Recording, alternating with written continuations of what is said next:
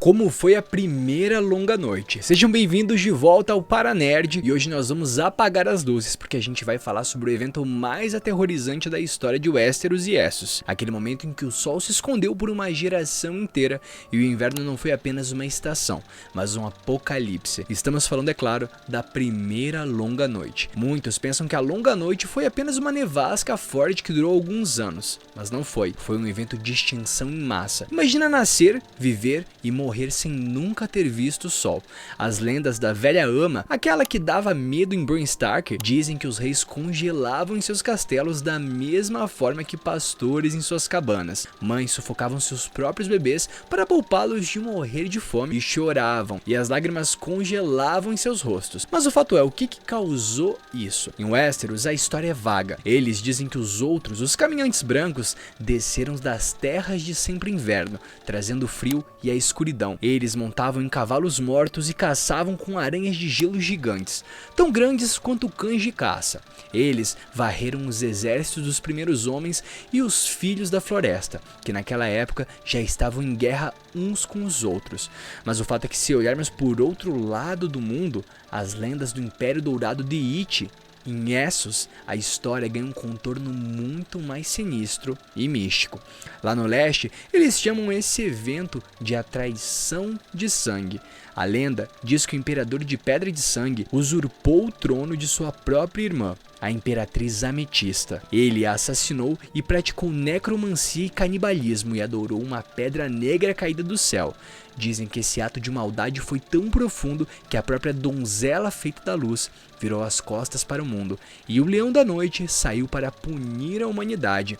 O fato é que isso sugere que a longa noite não foi um fenômeno climático local em Westeros, mas um evento mágico global. O mundo inteiro ficou na escuridão, e a gente vê que isso de fato mostra pra gente que o inverno atingiu todas as regiões do mundo, e foi no meio desse desespero absoluto que surgiram os heróis.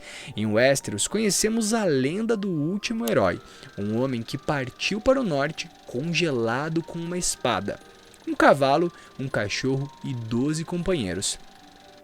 Desse modo, procurando os Filhos da Floresta, na esperança de que a magia deles pudesse salvar a humanidade. A jornada dele é uma das histórias mais tristes dos livros. Um a um, seus amigos morreram. Seu cavalo também morreu e seu cachorro morre por último. E sua espada congelou e quebrou. Sozinho e cercado por aranhas de gelo e caminhantes brancos, ele finalmente encontrou os Filhos da Floresta nas cidades secretas das árvores. Já no leste, a lenda fala de um guerreiro chamado Azor Ahai. Para lutar contra a escuridão, ele precisava forjar uma espada de herói. Ele tentou por 30 dias e a espada quebrou. Tentou por 50 dias e ela quebrou. Finalmente ele trabalhou por 100 dias e noites, e para temperar a lâmina ele precisou cravá-la no coração vivo de sua esposa amada, Nissa Nissa. A alma dela se fundiu ao aço, criando a Lunífera, a espada vermelha dos heróis. Seja como o último herói que fez o pacto com os Filhos da Floresta, ou como Azor Ahai, com a sua espada de fogo, o resultado da batalha foi pela aurora. Os primeiros homens agora eram considerados unidos com a magia da floresta e conseguiram empurrar os outros de volta para o norte extremo. Foi nessa época que Brandon Stark, o construtor, usando gelo, magia e a força dos gigantes, ergueu a muralha para garantir que, se o inverno voltasse, o mundo então estaria pronto, e desse modo os caminhantes brancos e vagantes brancos não poderiam chegar às terras mais quentes. E foi assim então, inclusive, que nasceu a Patrulha da Noite, não como um lugar para bandidos e bastardos, mas como uma ordem sagrada de cavaleiros que sabiam que, na verdade, a guerra não é por tronos, mas é pela vida contra a morte. A longa noite terminou com o nascer do sol, mas a profecia diz que ela virá de noite. E a pergunta que fica é: será que o mundo atual, distraído com guerras políticas, sobre aquela que dava medo em Bran Stark, de escuridão, O fato é que, se a gente para analisar essas questões, são muito mais complexas do que a gente pode imaginar. A jornada solitária e triste do último herói do norte, ou um sacrifício brutal mágico de Azor Ahai no leste, deixa aí essa questão pra gente analisar. essas grandes feitos, né, inclusive que narram esse momento, né, deles lutando e deles salvando toda a humanidade do grande inverno que aconteceu, mostram pra gente que esse evento não foi simplesmente global, mas foi um evento que mexeu com a escala da humanidade. Quando a gente pensa que todo o mundo pereceu nessa época, o mundo inteiro ficou gelado, a gente pode analisar alguns fatos que são bem interessantes.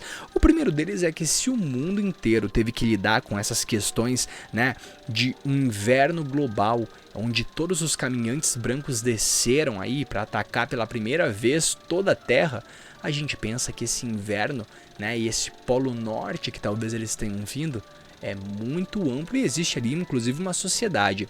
Se o primeiro inverno foi a primeira vez que esses vagantes desceram para as terras mais ao sul, a gente pode pensar que acima deles, né, que acima de todo, vamos dizer assim, essa ilha que é o Westeros, a gente tem uma região muito mais densa e com muitos outros seres.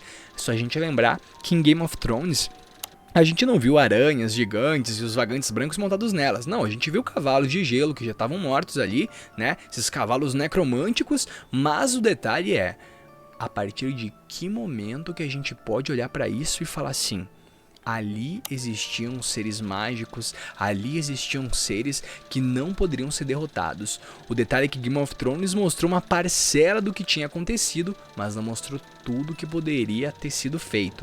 A gente para aqui e analisa que a questão é justamente muito mais embaixo, né? Os Targaryens, eles vieram com os seus dragões e nessa época que eles vieram já havia passado essa primeira, né, a grande noite já havia acontecido. Então eles lidavam justamente ao mesmo tempo que os dragões vieram e renovaram toda a região de Westeros, essa lenda permaneceu.